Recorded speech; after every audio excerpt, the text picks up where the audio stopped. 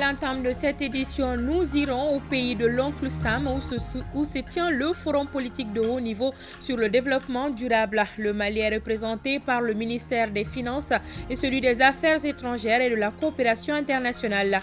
Notre pays est à sa deuxième présentation de rapport après celle de 2018.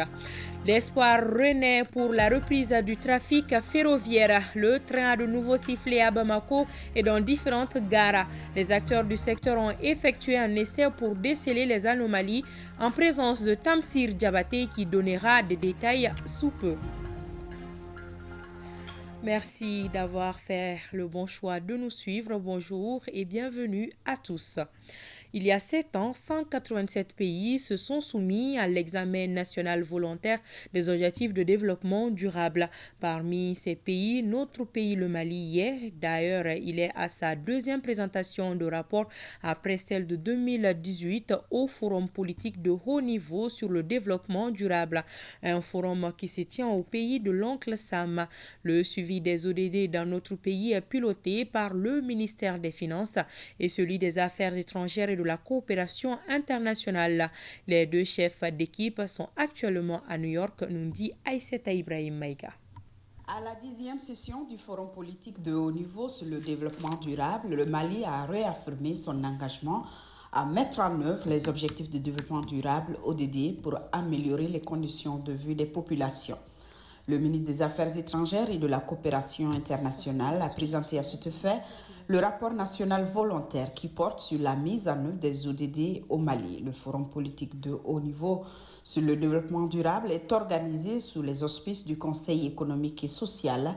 Il est la principale plateforme des Nations Unies sur le développement durable et joue un rôle central dans le suivi et l'examen de la mise en œuvre du programme de développement durable à l'horizon 2030 et de ses objectifs de développement durable ODD. Le Mali, comme vous le savez, présente ce rapport pour la deuxième fois. Il y a un premier rapport qui a été déjà présenté en 2018 au Forum politique de haut niveau. La reprise de l'économie a globalement entraîné une augmentation de la croissance du PIB de moins 1,2% en 2020. Il est passé à 3,1% en 2021. La contraction économique de 2020, avec ses corollaires, amène à mitiger les progrès enregistrés, vu le nombre de Maliens qui sont passés en dessous du seuil de pauvreté, donc de 41,9% en 2020 à 44,6% en 2021, ce qui est une augmentation assez sensible.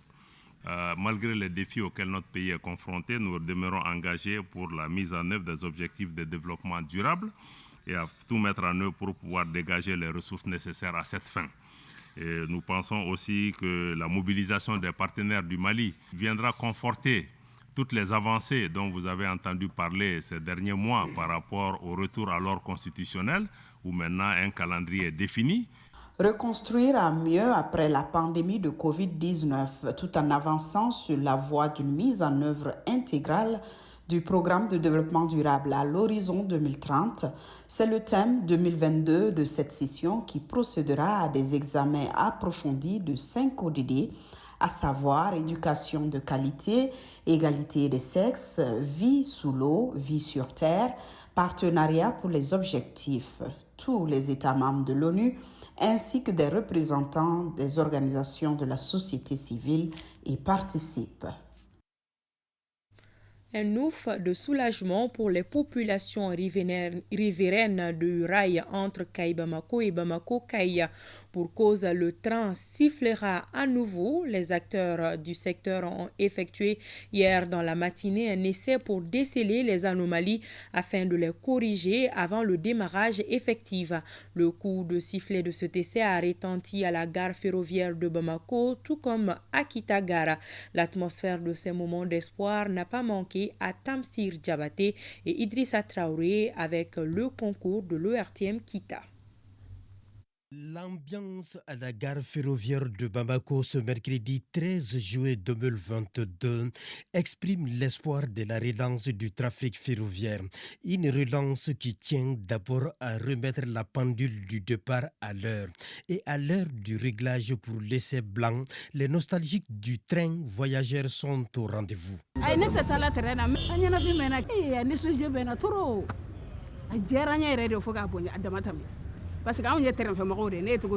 L'espoir qui renaît en voyant ces ouvriers manutentionnaires rouvrir la porte de la gare ferroviaire de Bamako.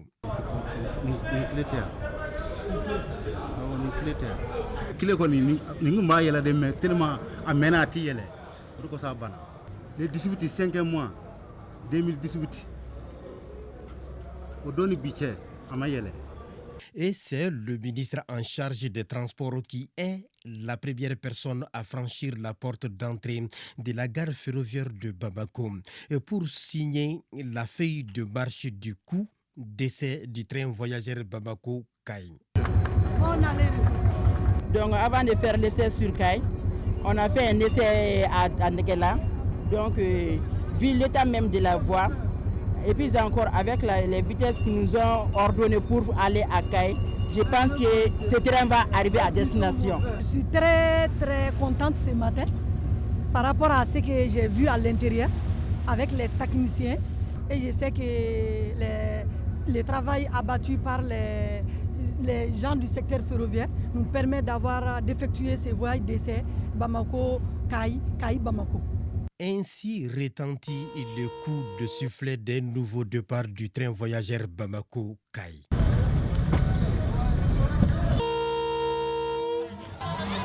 Au même moment, certains riverains et cheminots tout heureux informent les parents par téléphone. Et tout comme cet ancien cheminot à la retraite qui est cette fois-ci optimiste pour la reprise effective du trafic ferroviaire. Moi je suis optimiste. Le problème des trains là, c'est un problème politique. Une fois que l'État a la volonté politique de faire les trains vont partir. Sentiment de joie immense. D'abord à l'égard des autorités de la transition qui ont eu le courage de suivre correctement ces trains avec l'équipe de la direction mise en place pour le suivi correct des décisions de l'État. Donc quand ce train part aujourd'hui, je crois que c'est une joie nationale.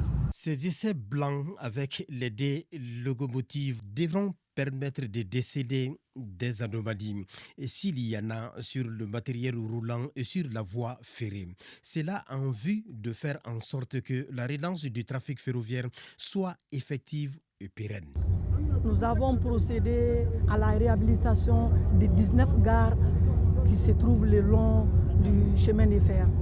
Et ensuite, il y a 3 ponts, le pont de Galougo, le pont de Maïna, le pont de Tukoto ont été renforcés. Et ensuite, il y a eu des travaux confortatifs sur les voies. Il y a les traverses qui ont été remplacées et il y a les 2 locomotives que vous voyez, CC2205 et CC2207, qui ont été réhabilitées par les techniciens, les ingénieurs de l'ex-chemin de fer qui sont là, qui sont à remercier. Que ce soit sur le matériel roulant, que ce soit sur la voie ferrée, tous ces travaux ont été réalisés et uniquement sur financement du budget national. Justement, la reprise des activités du trafic ferroviaire fait partie des priorités des autorités de la transition. C'est pourquoi elle s'inscrit dans le plan d'urgence de relance du trafic ferroviaire national. Et ces plans existent déjà avec des sources de financement déjà identifiées. Et ensuite, en plus de ça, le Mali a un chemin de fer qui était dans les normes métriques. Nous avons effectué une mission en Russie où le Mali a signé un mémorandum d'entente avec une société STM russe qui doit nous livrer 3 nouvelles locomotives, cette fois-ci standard. Le train voyageur qui a quitté Bamako à 8h45 est arrivé à Badinko aux environs de 13h sans problème. Oui, à Badinko, c'est la bouffée d'oxygène pour les populations riveraines des rails. Ici, le coup de sifflet du train voyageur Bamako-Kai n'a échappé à personne. À Badinko, la joie était immense et perceptible sur le visage des riverains qui n'attendaient que cela.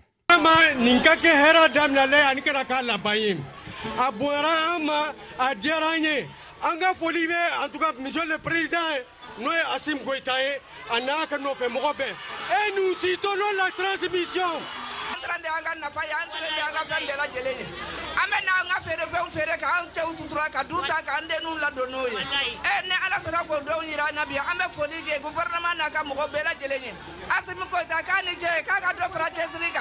Oui, l'espoir renaît à Badinko car la reprise du trafic ferroviaire annonce la relance de l'économie locale. Toute la mobilisation qu'il y a eu autour de cet événement pour dire combien les Quitois, dans leur généralité et leur ensemble, attendent l'arrivée de ce poumon économique de la région. Partout où nous sommes passés, il y a un engouement énorme des populations riveraines pour ce terrain d'essai. Donc ce qui prouve à suffisance que le terrain, ce n'est pas seulement une question économique, c'est aussi une question sociale. Donc ça permet de désenclaver toutes ces localités le long des rails. Cette relance de trafic ferroviaire donne de l'espoir aux riverains des rails que l'heure du renouveau a sonné. Le train de l'histoire où chacun doit avoir son ticket est celui de Bamako-Kai. L'axe Goma-Koura-Nampala-Léré est en chantier. Les travaux de bitumage de la route se poursuivent normalement sous surveillance sécuritaire. C'est le constat fait par colonel Youssouf Oumar Sissé qui s'est rendu à Bikiriwere. Il a invité ses hommes à plus d'engagement et de cohésion pour la réussite de leur mission de sécurisation. Le reportage de la DIRPA avec la voix de Fousseini Samake de l'ORTM Ségou. C'est à Bikiriwere que le colonel Youssouf Oumar Sissé, commandant du secteur 5 de l'opération Maliko, s'est rendu pour s'acquérir des conditions de travail de ses hommes. Ici, il a visité les sites d'installation des unités assurant la sécurisation des travaux de bitumage de la route Goma-Koura-Nampala-Léré. Des travaux qui avaient été arrêtés à cause de la situation sécuritaire et qui ont repris depuis 3 mois. On sait que ces travaux avaient été arrêtés pour la situation sécuritaire que vous connaissez déjà.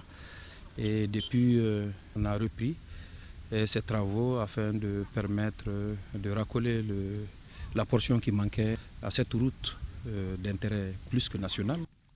Ces tronçons d'intérêt national relient le Mali à la Mauritanie en passant par plusieurs villes du nord. Cette route nous mène jusqu'à Tombouctou et par extension pourra faire la jonction avec le pays frère de la Mauritanie. Le colonel Sissé a encouragé ses hommes à poursuivre leur mission de sécurisation des populations locales qui ont d'ailleurs repris leurs activités quotidiennes. Une session de formation sur le mandat de la commission Vérité, Justice et Réconciliation se tient à l'intention des jeunes victimes déplacées. Il s'agit de renforcer les capacités de 40 déplacés sur leurs rôles et responsabilités dans la restauration de la paix, de la cohésion et la réconciliation. C'est une initiative de l'ONU Mali, association noyau dur pour la promotion de la justice transitionnelle au Mali. Les précisions de Anchata Koulibaly. Plus de 3000 déplacés résident à Bamako, selon la représentante du gestionnaire des sites des déplacés de Bamako. Ces hommes et femmes connaissent peu sur le rôle que joue la Commission Vérité, Justice et Réconciliation dans la restauration de la paix et la réconciliation au Mali. D'où la tenue de cette session à l'intention de 40 déplacés.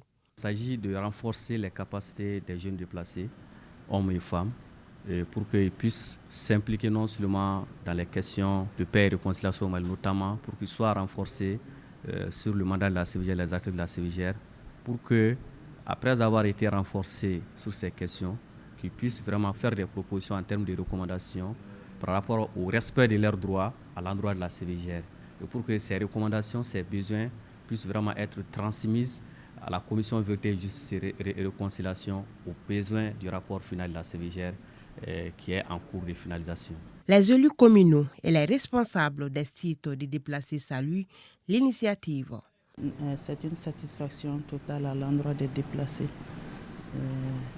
Ça leur permet de connaître leurs droits, d'avoir une cohésion entre eux. C'est une formation qui est très nécessaire pour leur réinsertion.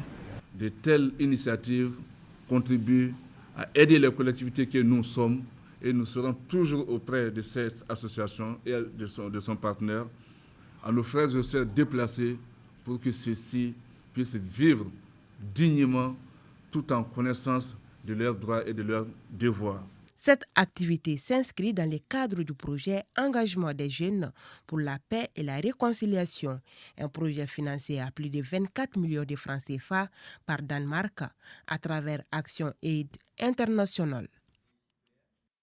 La réduction des risques de catastrophe au Mali, couplée à la mise en place d'un réseau de communication, est au centre d'un atelier de 2 jours organisé à la Maison des aînés de Bamako. Cet exercice vise à informer les communicateurs sur les différents types de catastrophes et comment les participants peuvent s'impliquer dans la gestion de ces catastrophes. Le point de la cérémonie d'ouverture de l'atelier avec Koumba Sissi. La gestion des catastrophes naturelles et celles provoquées par les terroristes sont au cœur des activités de la Direction générale de la protection civile. Elle a donc initié cette formation de 2 jours en faveur des journalistes et des communicateurs traditionnels sur la réduction des risques de catastrophes au Mali. En 2022, le plan de contingence nationale multirisque a retenu des inondations comme un aléa important, au même titre que les mouvements de population, la sécheresse ainsi que les épidémies comme les risques dominants au Mali, susceptibles de survenir au Mali courant 2022-2023. Voilà ces aléas qui menacent notre nation. Cet exercice purement technique, professionnel et humanitaire est une reconnaissance de l'importance de la communication avant, pendant et après toute crise ou toute catastrophe. Un réseau de communicateurs sur la gestion des catastrophes sera mis en place au cours de cette formation. Le Mali a besoin d'un outil d'information et de sensibilisation performant pour associer la communauté malienne à la préservation de sa propre sécurité. C'est pourquoi aujourd'hui, la mise en place d'un réseau de communication en GRC, c'est-à-dire la gestion des ressources de catastrophes, s'avère un impératif pour le Mali. D'où la nécessité de cet atelier qui doit avoir un caractère participatif et surtout inclusif. Les organisateurs espèrent qu'à l'issue de cette activité, les communicateurs vont s'impliquer davantage dans la gestion des catastrophes à travers l'information et la sensibilisation de la population. L'exercice est soutenu par le projet Hydromet Mali. Dans le cadre du lancement de son nouvel album intitulé Mousso, l'artiste chanteuse Maïssata Koulibaly était face à la presse pour expliquer le contenu du dit album. Un album de 10 morceaux qui traite des thèmes de société, notamment la situation sécuritaire de notre pays. Pour plus de précision, écoutons Maïssata Koulibaly dite Massan, artiste chanteuse au micro de Souleymane Sidibé.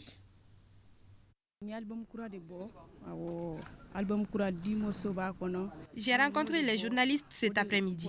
C'est pour annoncer mon deuxième album intitulé Mousso. C'est un album de 10 morceaux qui parle des sujets de notre société, surtout en cette période difficile pour notre pays. J'appelle tous les Maliens à l'unité nationale.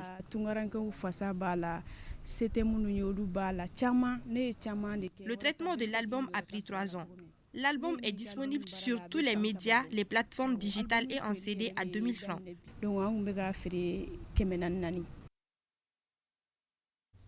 C'est l'essentiel qu'on pouvait retenir de cette édition. Un grand merci à l'équipe de réalisation et à vous aussi pour votre attention.